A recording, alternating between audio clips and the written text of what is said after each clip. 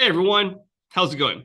Welcome to week 16. It's the final week of this wonderful class. I know this is kind of late for me posting this lecture this week. Normally I like to have them earlier, but I was out of town some, and I've been bogged down with testing at my high school, and so I haven't had any planning period to do this. So here I am.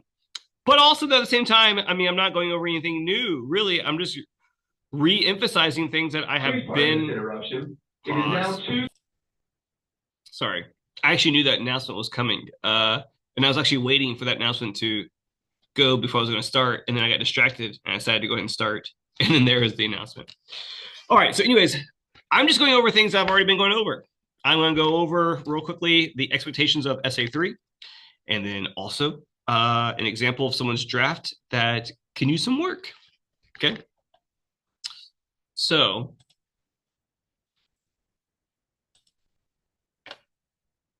you go to our webpage, week 16, read before submitting. Boom. Open that up.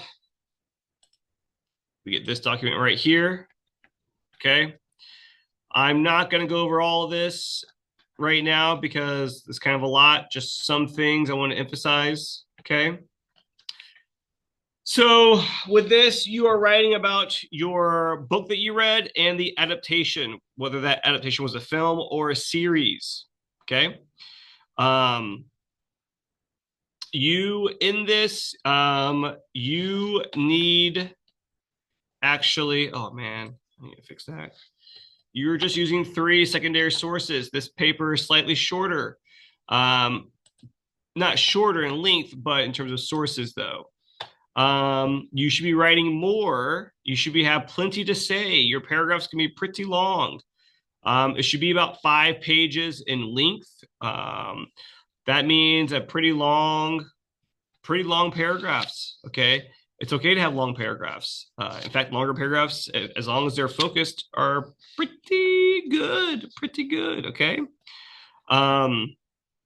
3 secondary sources.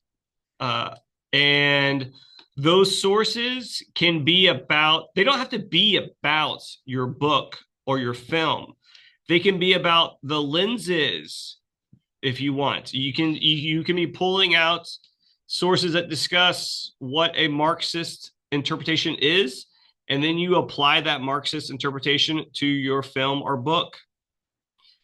You can pull out a source about how to, what feminism really looks at, and then you can apply a feminist lens to your book or film. Okay. You can find sources that are about your book and film, but then you can also be applying those other sources that are to your own analysis. Okay. I in high school, college, I always prefer to have my own interpretation of things rather than just repeating what someone else would think. So I found sources to support my interpretation. And the sources I found were usually not about whatever text I was analyzing. They were about psychology or theory. And then I applied those things to my analysis. Okay. Don't summarize the primary sources. I don't need them summarized. Only the most important information should be there. Your thesis statement should identify the book and the film, the lenses, and the comparison contrasts. I provided you an example of a thesis statement.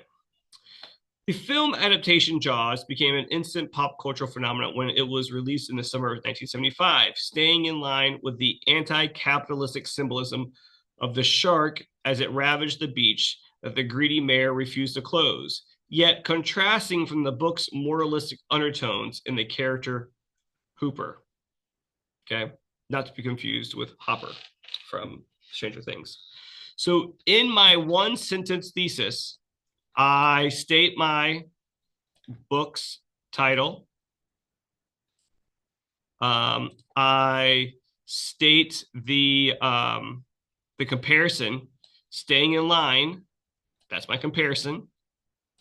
I am providing a hint at my lens, anti-capitalistic, which means that's a Marxist lens.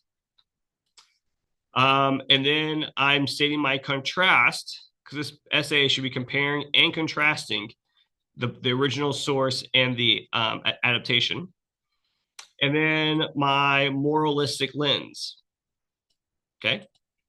So try to say what you want to say without necessarily saying it in such a simple way. Okay. Some people were asking about this. I did change this a little bit. There should be no more than two quotes in any paragraph. Okay. I get some people want to quote the source, the primary source, and they want to quote a secondary source. I get that. Just remember though, okay? Your use of quotes should not be more than 30% of each paragraph. But if your paragraph is super long, like a page long, that gives you a lot of space to add in some paragraphs. I mean, add in some quotes. All right. So, the longer your paragraph is, the more quotes you can use. The shorter your paragraph is, the fewer quotes you can use. Okay. Because quotes should only add up to 30% of your paragraph. And the way you figure that out is you count up the lines. If your paragraph is 20 lines, you count your paragraph and it's 20 lines, not sentences, but lines, then you can have 6 lines worth of quotes. That's pretty good. That's a lot. Okay. But if your paragraph is only 10 lines, that means you can only have 3 lines dedicated to your sources. Okay. Okay, let's see. Your 4th paragraph needs to be about adaptations. Okay.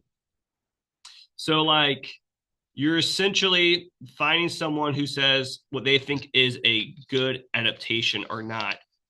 And then you're saying if the adaptation is a good adaptation, or if you do not think it was a good adaptation.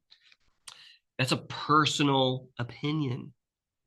So the third body paragraph should be, the third body paragraph, which is the 4th paragraph in general, should be personal. Okay. And then the conclusion should be personal also. How did you like it? All right. Which one did you, which one was really, I want you to focus on which one was better. Okay. Like, was the adaptation better or the original source better? And that does not mean which one was more entertaining. Of course, films are more entertaining. They're visuals. You can see them. You can see the actors and the actresses and hear them. Sometimes people are like, oh, I hate reading. Just because something is a film doesn't mean it's a better story. Okay. So in terms of experience, films always beat out books because of the sights and sounds, but you need to think about beyond that. All right. So, so there are plenty of stories where the books were better in terms of a story, but maybe the film was more enjoyable to watch a film than read a book. Okay, but that's not what we're talking about. We're talking about in terms of which one is a better story. Okay. Okay, so then some other things to consider. Okay, now look, remember, when you are talking about if your book and your film have the same title, like Cold Mountain. Okay, Cold Mountain, the book and the film, they both have the same name, Cold Mountain. Charles Fraser wrote Cold Mountain, the book. Oops. Okay, Cold Mountain, the book. So I would be referring to Charles Fraser when I'm talking about the book. Let's see. Director of Cold Mountain. I don't know. Let's see. Okay, Mangala. So when I'm talking about Cold Mountain, the film, I'm referring and citing Mangala. Okay, so the director is the person you reference for the film, and the author is the person you reference for the book. Okay. All right. I want to look at least one essay draft before we leave. Okay, and okay. So we're gonna look at this draft. This is a draft of someone's essay for the book Girl Interrupted. Okay. And I'm gonna point out some things. Okay, so we have MLA formatting. Okay, good. I'm gonna do select all. Make sure this is legit. Okay, that's good. Let's look at paragraph. Let's see if anything changes. 0, 0, double. Okay. Oh. So that need to be changed a little bit. All right. We have the first name, last name. We have page numbers 1, 2, 3, 4, 5. Good. Okay. This worksite page needs to be pulled up. Okay. All right. So this is about Girl Interrupted. Okay. So every time Girl Interrupted is typed, it should be in italics. Now, what you can do is to check all of, check your paper, you can do Control F, find, put Girl Interrupted in, and it comes up 14 times. So you can go through each one and make sure it is italicized. Okay. Oh, look, that one's not italicized. So we can go ahead and make it italicized. All right. Okay. Do some more. Next one. Oh, that one's not italicized either. So we'll go ahead and make that italicized. Oh, these. All right. We have three. These next three, 2 of them are not in italics. That one is, though. All right. Let's see this one right here. Okay.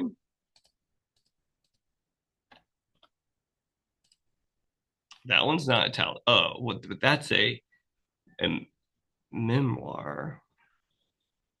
Oh, this looks like it's an article, but still, even within an article, it should be italicized. Okay. All right. So, like, that's something that this person needs to do. They need to go through and make sure every single time the book or the film is mentioned that it's in italics. Okay. All right. So that's one thing to do. All right. So we have Susan Kaysen. Okay. All right. Let's look at the thesis. Girl Interrupted is a deeply personal yet socially critical examination of identity, sanity, and freedom. Okay. Girl Interrupted uses biographical criticism to show how Susanna Kaysen's actual challenges with mental illness show the social pressures women faced in the 1960s, as well as the psychological difficulties of managing identity. All right, so we can tell that there's a psychological analysis probably and a feminist analysis.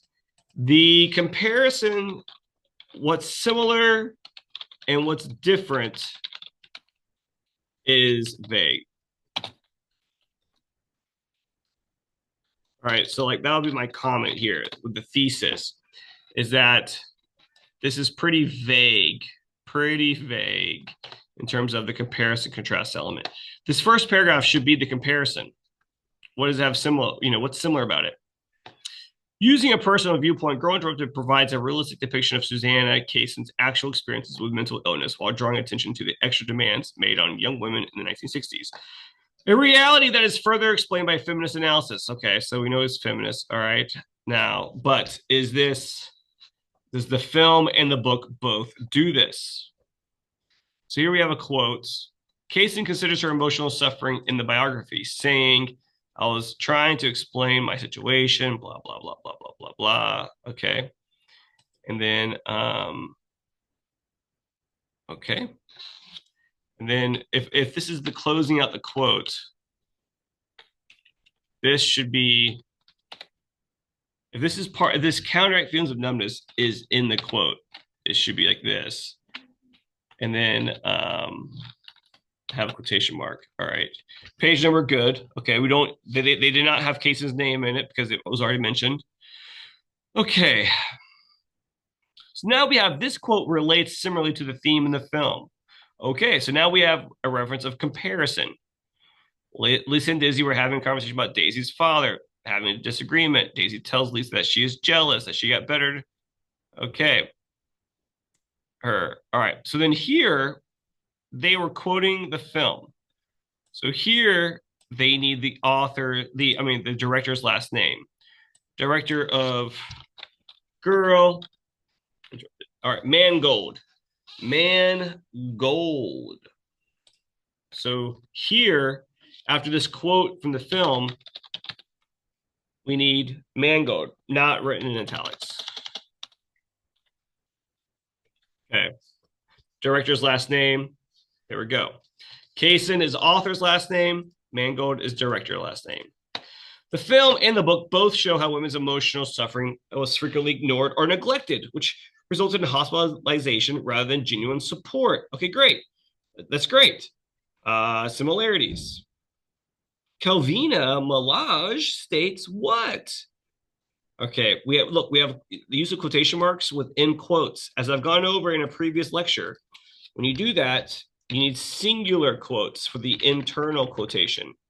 Singular, which are just apostrophes. They're just apostrophes. I don't know why I repeat that twice. I don't know why I repeat that twice. I did it again. Just like here is again. Unfeminine needs to be singular.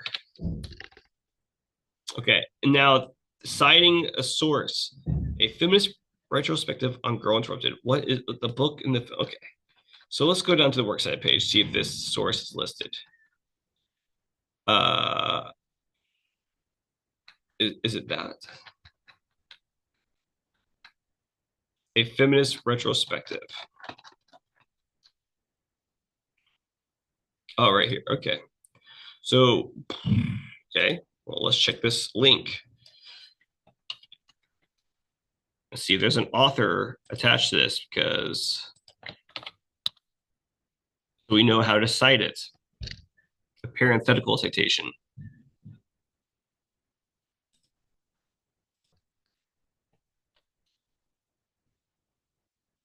Okay. All right, here it is. Calvina. Did I already say that in the paper? Am I stupid?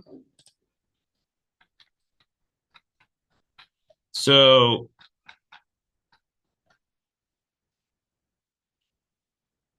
yeah, I'm stupid. Okay. Duh. So in that case, we don't even need a parenthetical citation here. It's already stated that who said that.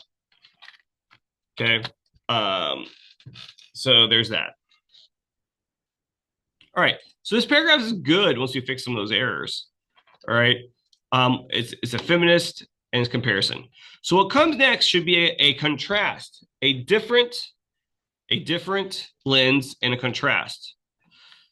All right, so Susanna Kaysen's Girls addresses the psychological complexities of dealing with mental illness while also documenting her own experiences through a biographical lens. Okay, okay. So is it different? Is the film different? Is it not biographical? Well, let's see. This blurry line between reality and illusion is illustrated in the movie when Lisa keeps escaping the psych ward to find Pete. Okay, so like this is implying that this is in comparison to what was said earlier. Okay, which means that this is a comparison. This is not really a contrast. And so the second paragraph needs to be a contrast. I'm looking for contrast. Okay, here, humor people, it's comparison and contrast. So this would need to be fixed to be a contrast. Kennedy and his team adds input stating, then we have this. Okay, so my point will be this. Who is Kennedy? I don't know who Kennedy is. We need context.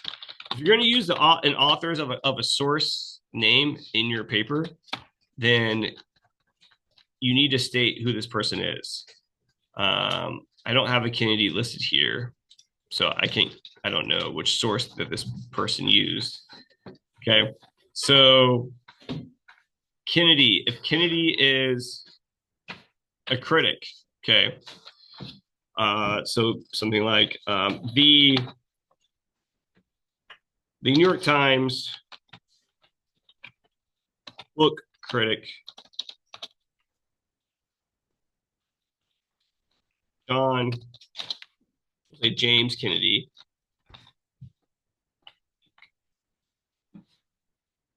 adds input stating, okay,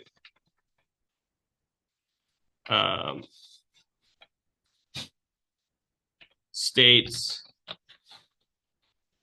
the memoir, quote, the memoir blurs the line between the sanity and insanity, blah, blah, blah, blah, blah. We have, again, quotes within a quote. We delete, we put apostrophes.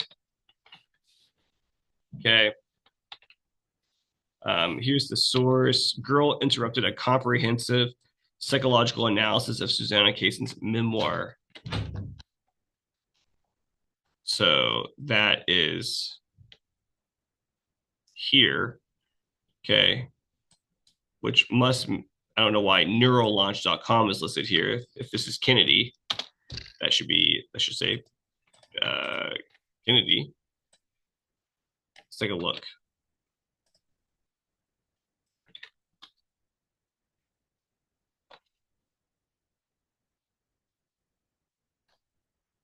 Okay.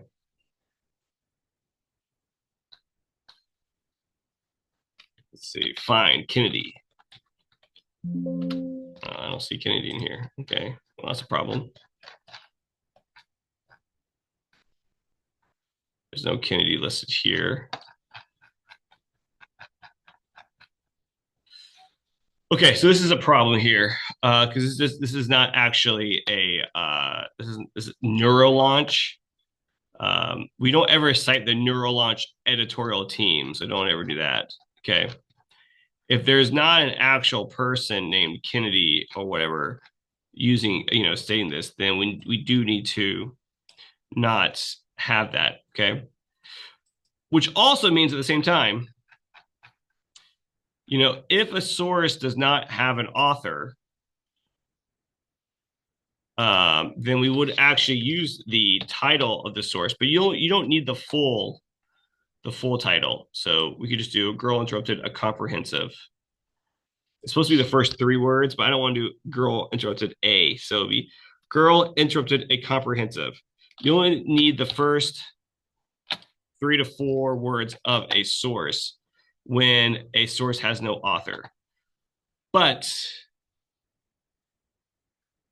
we need to get rid of this whole Kennedy thing because we don't know who that person is. So instead, okay, all right.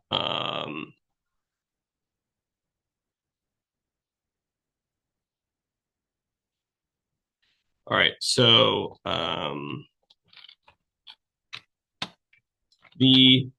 don't know.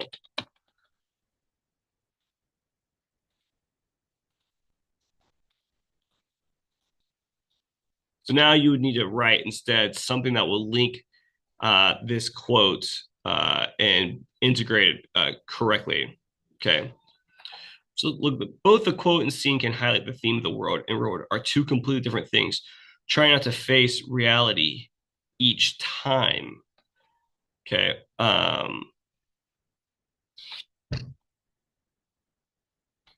This molding of the psychological and the physical world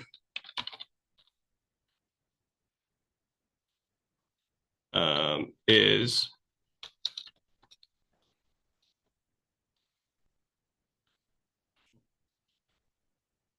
in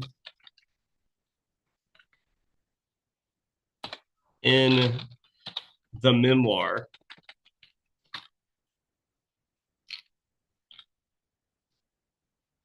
That doesn't make sense. Anyways, I'm not gonna do this right now. I would have to fix this because Kennedy's not a real person. So we'd have to find a way to integrate this quote in a different way by talking about the writer, the author, because there is no author for this source. Okay. And so you would have to lead into it with a different type of signal phrase. And that is not saying, oh, well, here's the author. This is what the author says. Okay. All right. So again, so two problems with this paragraph. One is it's not a contrast, and two, this quote is not integrated appropriately. Okay, but because it doesn't have an actual author, it is listed here correctly in terms of using the title of the article. Okay. Okay, and then this goes into um, adaptations. Now, again, if we jump to the quote here in the middle of this paragraph, okay, Jennifer states, although the hospital offers a life free of expectation and responsibility, Kaysen goes on to depict the lack of freedom, blah blah blah blah blah. Then we have a period, and girl interrupted EBSCO. Okay, a lot of problems here. One, who the hell is Jennifer? I don't know who Jennifer is. Like, okay, is this your neighbor? Is this your daughter? Who is Jennifer? Is she the lady who sells donuts? Like, I don't. There's no context for this. Okay, you people, you need to provide context to a person that is in uh, prior to the quote. Okay. If you are going to say their name, then you need to give context. Okay. If you don't have any context for this person is, they're a critic, they're a writer, whatever, then find a different way to integrate that quote and don't include their name in the sentence. Okay. Down here, periods go after the parenthetical citation. Girl interrupted EBSCO. Okay. I hope. Not sure which one this. Okay, this is right here. This would need to be re-looked at online to see if there's an actual author for that. Because so far it doesn't look like. I'm sure that if it's EBSCO host, that there is some sort of author's name. I mean, we have Jennifer right here. So who's Jennifer's last name? Okay. So instead, this should be Jennifer's last name. Okay. All right. Okay. And then finally, this works cited page is all wrong. Okay. It needs a hanging indent, not this indented. What is going on here? Okay. We need hanging indents. So I would tell this person to rewatch some lectures about how to create a works cited page, because this is not it. This link needs to be broken up. Oh my gosh. Okay.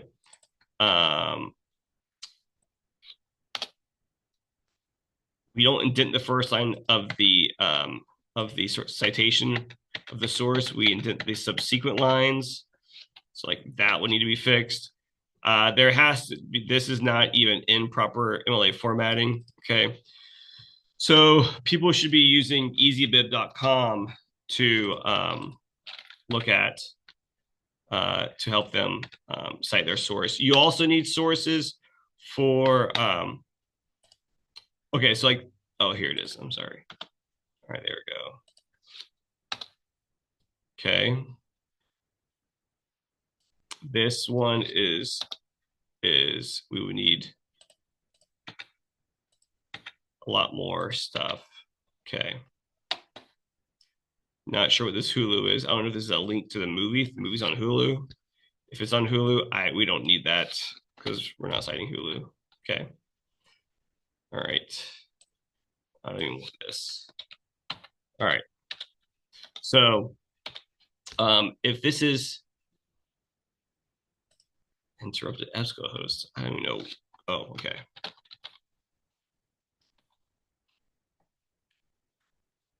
I don't know what's happening with this funky formatting here, but it is your job as a student to fix it. It needs to be fixed. Okay. So these are all things that I would end up taking, points off, major points off. Okay. The final paper is, again, I'm grading it the same way. I've graded all these the same way. Okay. So you need to make sure that you're doing it correctly. And if you did not score very well on essay 2, then you need to do really well on this essay, because I will, if you score better than essay 2, I will replace your grade. Okay. If let's see here, stop share. So you want to do really well, because if you make a 95 on this essay, then you get 295s. You get essay 2 becomes a 95, and this essay becomes 95. So that's great. Again, when I grade these essays, I'm not going to be writing comments on them. We are past that. It's the end of the semester. Grades are due. Final absolute grades are due May 8th. Okay, which means that this paper isn't due until May 4th. So I'm grading May 5th through the 7th is what I'm grading these. Okay, so I don't have time to write comments. And there's no point in me writing comments, because at this point, there's no other paper for you to be, learning your problems on. If you have not figured out what you're doing wrong by this point, that's it. Okay. So I will highlight errors. I'll highlight errors. And once I get through, like, let's see, 8 or 9 errors, I might just stop reading your paper and just give you a 60. Okay. Or a 50. Especially if your paper is just riddled with errors. Okay. I will highlight the errors. I'm not writing what's wrong with them. And really, you should not be emailing me afterwards and be like, can you explain why the things you highlighted? Because by now you should know, because I'm grading the exact same way I've graded essay 1 and essay 2. And I wrote comments on essay 1 and I wrote comments on essay 2. So if you don't know by now why you're getting these, why, what you're doing wrong, that tells me that you just didn't get a lot out of the class. Okay. Because everything really dates back to like week 2. Okay. Everything's just really repetitive. So I'm hoping that essay 3 will be fantastic from all of you. Okay. All right. Take it easy. Let me know if you need anything. Okay. Goodbye.